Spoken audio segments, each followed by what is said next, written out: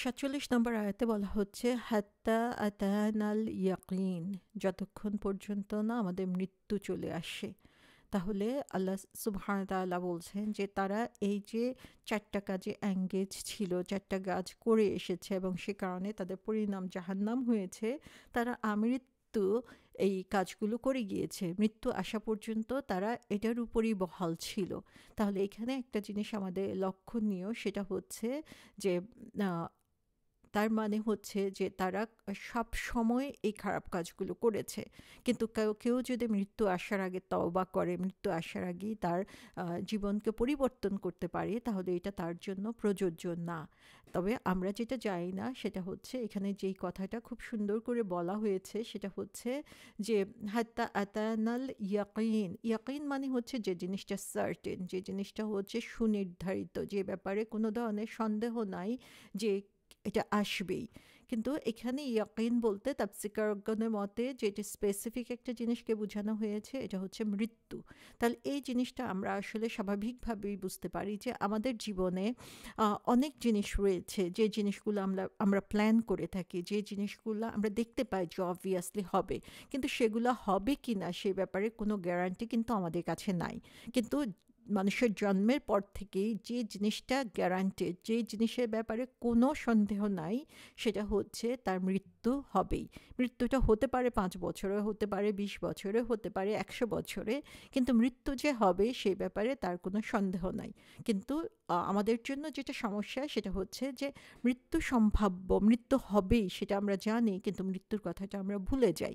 এবং আমরা জানি, অনেকেই বিশ্বাস করি মৃত্যু সম্ভাব্য, কিন্তু আমাদের যে লিমিটেশন সেটা হচ্ছে ঠিক কবে মৃত্যুটা আসবে সেটা কিন্তু আমরা জানি না। তাহলে সেই মৃত্যুর জন্য আমরা কিভাবে প্রিপারেশন নিতে পারি? সেই মৃত্যুর প্রিপারেশন হচ্ছে যে প্রতিদিনই হচ্ছে আমাদের মৃত্যুর জন্য আসলে প্রস্তুত হওয়ার সময়। কারণ আমি জানি না যে আগামী দিন আমরা বাঁচবো কিনা। আমরা এরকম বহুত উদাহরণ আমাদের জীবনে দেখি যে নামাজ পড়তে পড়তে সিজদায় যে মারা গিয়েছে, আমরা দেখি গান গাইতে গাইতে সে গান গাওয়া অবস্থায় মারা গিয়েছে, আমরা দেখি বক্তৃতা দিতে দিতে বক্তৃতার মঞ্চে মারা গিয়েছে, আমরা জানি ঘুমিয়ে আছে, ঘুম থেকে সে আর কখনো জেগে ওঠে নাই। তাহলে এর সমস্ত কিছুই সম্ভব, এবং এটা দেখাচ্ছে যে মানুষ বুঝার আগে, সে প্রিপারেশন নেওয়ার আগেই মৃত্যু তার কাছে চলে আসতে পারে। তো এটা হচ্ছে সার্টেন, এটা হচ্ছে ইয়াকিন, এ ব্যাপারে কোনো ধরনের সন্দেহের আমাদের কোনো সুযোগ নাই, কিন্তু আমরা জানি না যে সেটা কখন সংঘটিত হবে। তাহলে আল্লাহ সুবহানাহু ওয়া তাআলা বলছেন যে তারা এই কাজগুলো করতো তাদের মৃত্যু আসা পর্যন্ত। আমরা যেহেতু অলরেডি জানি যে এই কাজগুলো হচ্ছে আমাদেরকে জাহান্নামে নিয়ে যেতে পারে, তাহলে মৃত্যু আসার আগেই আমরা কেন সতর্ক হয়ে যাই না? আমরা কেন এই কাজগুলো থেকে নিজেকে দূরে সরিয়ে নেই না?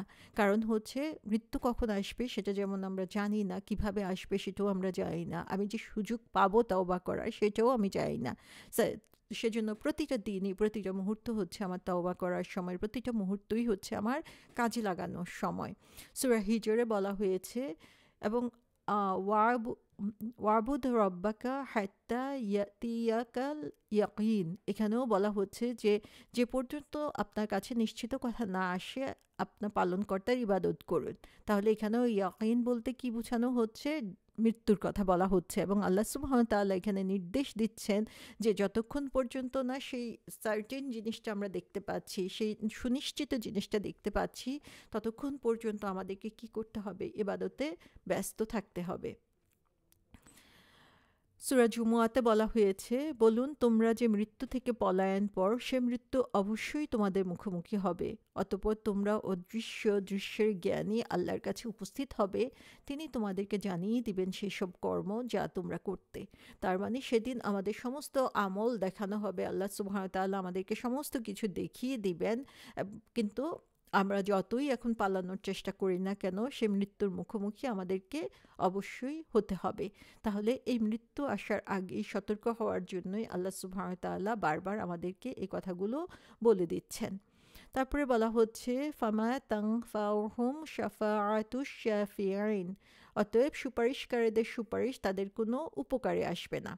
তাহলে বলা হচ্ছে যে এই যে কঠিন সময়ের কথা আমরা বলছি যে মৃত্যু এসে উপস্থিত হলো এবং তাদের হিসাব নিকাশের সময় হয়ে গেল, তখন আমাদের আসলে কোনো আশা আর থাকবে না যদি আমরা সেটার জন্য প্রিপারেশন না নিই।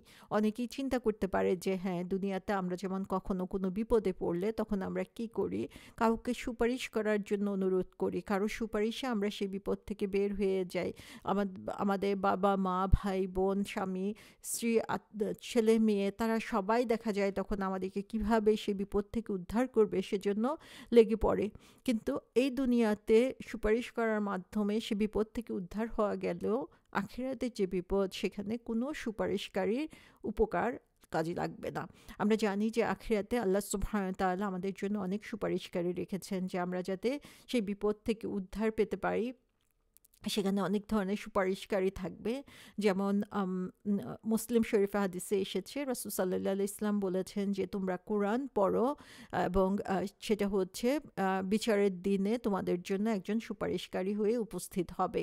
তার মানে এই যে কোরআন আমরা পড়ছি সে কোরআন হচ্ছে আমাদের জন্য সহকারী হবে, সে কোরআন আমাদের জন্য সুপারিশকারী হবে এবং কোরআনকে যে সঙ্গী করেছে সে কোরআন সেদিন তার সঙ্গী হয়ে যাবে এবং আল্লাহর কাছে সুপারিশ করবে।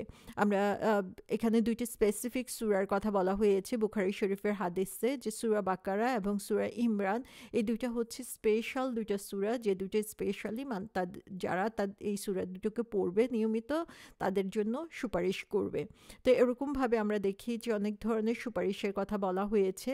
যেমন সূরা বাকারাতে বলা হয়েছে যে যারা হচ্ছে তোমরা বিশ্বাসী তারা হচ্ছে আল্লাহ তোমাদেরকে যে রিজিক দিয়েছেন সেখান থেকে তোমরা ব্যয় করো, কারণ সেই দিন আসার আগে তোমরা ব্যয় করো যেদিন হচ্ছে কোনো ধরনের বার্গেনিং, কোনো ধরনের সুপারিশ, বন্ধুত্ব কোনো কিছু তোমাদের জন্য কাজে লাগবে না।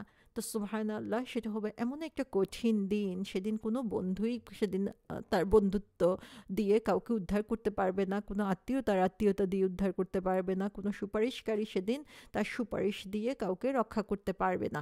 যেমন তিরমিজি শরীফের একটি হাদিসে রয়েছে যে ইমানদার মানুষ অন্য ইমানদারদের জন্য সুপারিশ করতে পারবে। যেমন একটা হাদিসে এসেছে, বলা হয়েছে যে তামিম গোত্রের লোকজন হচ্ছে তার গোত্রের একজন লোকের সুপারিশে সেদিন জান্নাতে প্রবেশ করতে পারবে এবং রাসূল সাল্লাল্লাহু আলাইহি ওয়াসাল্লাম সেই সুনির্দিষ্ট মানুষটাকে বলে দিয়েছিলেন। তার মানে হচ্ছে যে কোনো ইমানদার অন্য ইমানদারদের জন্য আল্লাহ তাআলা যাদেরকে পারমিশন দিবেন তারা সুপারিশ করতে পারবে। আরেকটা হাদিসে এসেছে যে যেটা আমরা আগেও আলোচনা করলাম, সেটা হচ্ছে কোরআন আমাদের জন্য সুপারিশকারী হয়ে যাবে এবং যে হচ্ছে কোরআনকে তার সামনে রাখবে, অর্থাৎ কোরআন যে আমাদের জন্য গাইডেন্স, সে কোরআনের গাইডেন্সকে ফলো করবে, কোরআনকে সম্মান করবে, সে তাকে জান্নাতের সামনের দিকে নিয়ে যাবে। আর যে হচ্ছে কোরআনকে অসম্মান করবে, কোরআনকে ফলো করবে না, কোরআনের শিক্ষা নেবে না, তাকে জাহান্নামে নিক্ষেপ করা হবে।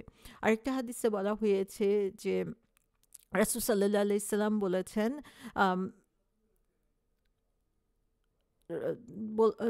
তাকে রাসূল সাল্লাল্লাহু আলাইহি সাল্লামকে দুইটা অপশন দেওয়া হয়েছে আল্লাহ সুবহানাহু ওয়া তাআলার পক্ষ থেকে। একটা হচ্ছে যে রাসূল সাল্লাল্লাহু আলাইহি সাল্লাম সুপারিশ করবেন তার উম্মতের জন্য, আরেকটা হচ্ছে তার উম্মতের অর্ধেক হচ্ছে জান্নাতে যাবে। তখন রাসূল সাল্লাল্লাহু আলাইহি সাল্লাম সেখান থেকে সুপারিশ করাটা কি তিনি পছন্দ করে নিয়েছেন, কারণ এর মাধ্যমে উনি বেশি মানুষকে সুপারিশ করতে পারবেন, কিন্তু সেটার জন্য হচ্ছে আমাদের সেই কোয়ালিটি অর্জন করতে হবে। আরেকটা হাদিসে বলা হয়েছে যে যখন তুমি আজান শুনো তখন আজানের সাথে সাথে যা বলা হয় সেটা বলো এবং আমার প্রতি হচ্ছে সালাম পাঠাও, রাসূল সাল্লাল্লাহু আলাইহি সাল্লাম বলেছেন। এবং যে হচ্ছে আমার প্রতি সালাম পাঠাবে আল্লাহ তার প্রতি আরও 10 গুণ বেশি সালাম পাঠাবে এবং তখন আল্লাহ রাসূল সাল্লাল্লাহু আলাইহি সাল্লামকে সুযোগ দিবেন যে তার বান্দার জন্য সুপারিশ করার জন্য। তো এরকমভাবে আমরা দেখি যে রাসূল সাল্লাল্লাহু আলাইহি সাল্লাম আমাদের জন্য সুপারিশ করতে পারবেন এবং তাকে বিশেষ সুযোগ সেখানে দেওয়া হবে। রাসূল সাল্লাল্লাহু আলাইহি ইসলামের যেমন স্পেশাল একটা সুযোগ দেওয়া হবে, তেমনি আমরা জানি ফেরেশতাদেরকে সুযোগ দেওয়া হবে, রোজাকে সুযোগ দেওয়া হবে সুপারিশ করার জন্য। তো অনেক ধরনের সুপারিশকারী থাকবে, কিন্তু আল্লাহ সুবহানাহু ওয়া তাআলা বলছেন এই যেই ৪ টা কোয়ালিটির কথা বলা হয়েছে তাদের জন্য কোনো সুপারিশকারীর সুপারিশই সেদিন কাজে আসবে না।